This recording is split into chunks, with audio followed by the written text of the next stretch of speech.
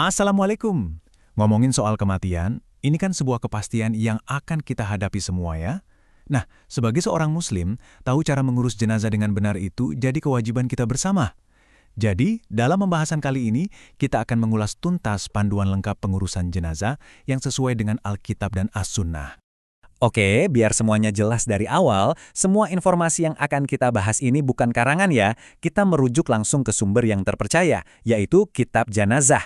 Jadi, insya Allah setiap langkah yang kita pelajari itu punya dasar yang kuat. Yuk kita mulai. Mungkin pertanyaan ini pernah terlintas di benak kita kan saat menghadapi momen sakaratul maut, entah itu untuk diri sendiri atau orang yang kita sayangi, rasanya pasti campur aduk. Tapi syariat kita sudah memberikan panduan yang menenangkan. Mari kita lihat apa saja itu. Biar lebih terstruktur, kita akan bagi pembahasannya jadi 5 tahap. Mulai dari apa yang dilakukan saat seseorang menjelang ajal, tindakan segera setelah wafat, lalu proses persiapan jenazah, ritual terakhir seperti sholat dan pemakaman, sampai apa yang perlu kita lakukan setelah semuanya selesai. Oke, kita masuk ke bagian pertama, dan ini penting banget. Ini adalah soal bagaimana kita memberikan dukungan spiritual terbaik bagi seseorang yang sedang berada di ambang kematian atau sakaratul maut, momen yang sangat menentukan. Nah, amalan utama di momen ini adalah talqin. Apa itu talqin? Sederhananya, ini adalah upaya kita untuk membimbing dengan lembut orang yang sedang sekarat untuk mengucapkan kalimat La ilaha illallah. Kuncinya adalah membimbingnya, bukan memaksa. Cukup dengan bisikan lembut di telinganya. Dan ini dia dasar hukumnya yang begitu indah. Hadis ini memberikan kita sebuah harapan besar. Dengan membantu seseorang mengakhiri hidupnya dengan kalimat tauhid, kita memberikannya hadiah terindah, yaitu harapan untuk masuk surga. Luar biasa ya? Baik, sekarang kita lanjut ke tahap berikutnya. Setelah seseorang dipastikan telah wafat, ruh sudah berpisah dari jasad, ada beberapa tindakan dan adab yang perlu segera dilakukan oleh keluarga yang ditinggalkan. Jadi ada 4 hal utama sebagai bentuk penghormatan awal. Pertama, pejamkan matanya dengan lembut. Kedua, langsung doakan kebaikan untuknya. Ketiga, tutupi seluruh tubuhnya dengan kain untuk menjaga kehormatannya. Dan yang keempat, ini penting, segerakan pengurusannya, jangan ditunda-tunda. Nah, slide ini menunjukkan kontras yang sangat jelas antara sikap yang seharusnya dan yang terlarang. Di satu sisi, kita diwajibkan untuk sabar dan mengucapkan kalimat istirja, Inna lillahi wa inna ilaihi roji'un, sebagai tanda kita ridho. Sebaliknya, hal-hal seperti meratap histeris atau niyaha, menampar-nampar pipi, apalagi merobek pakaian, itu sangat dilarang. Oke, kita masuk ke inti persiapan jenazah. Ada 2 dari 4 kewajiban utama yang akan kita bahas di sini, yaitu memandikan dan mengkafani. Keduanya adalah bentuk penyucian dan penghormatan kita yang terakhir kepada jasad.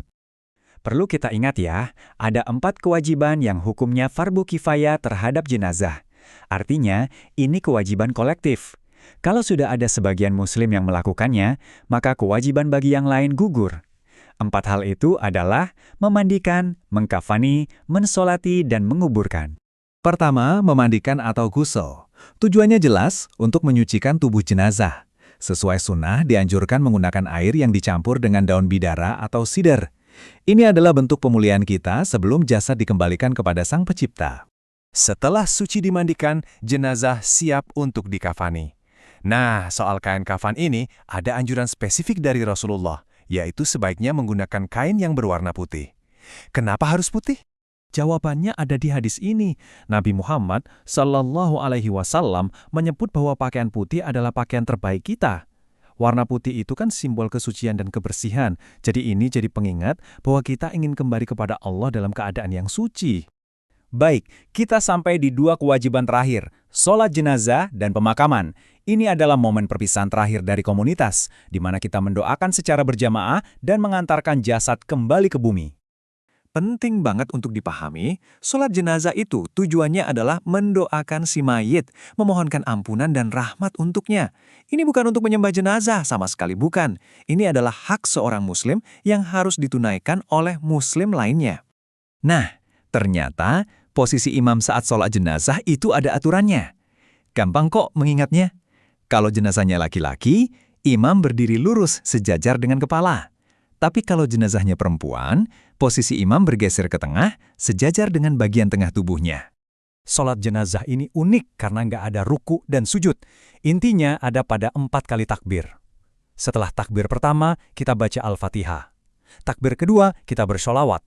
Takbir ketiga, ini puncaknya, kita berdoa khusus untuk jenazah. Dan takbir keempat, doa penutup singkat sebelum diakhiri dengan salam.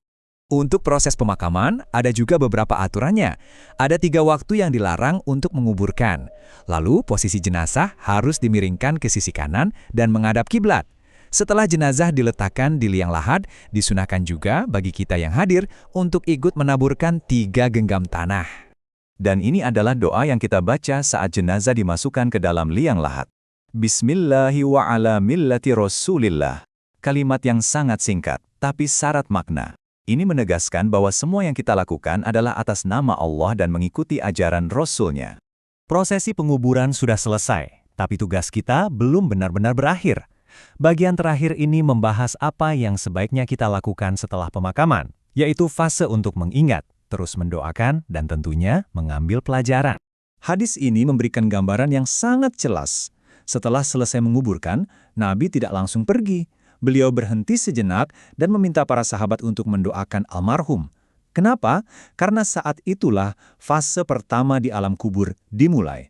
Almarhum sedang ditanya. Doa kita saat itu sangat berharga untuk meneguhkannya. Pada akhirnya, setiap jenazah yang kita urus adalah cermin bagi diri kita sendiri. Semua panduan ini bukan cuma soal teknis, tapi juga pengingat yang sangat kuat untuk kita semua. Pertanyaannya bukan lagi jika kita akan meninggal, tapi kapan. Dan yang jauh lebih penting, sudah siapkah kita?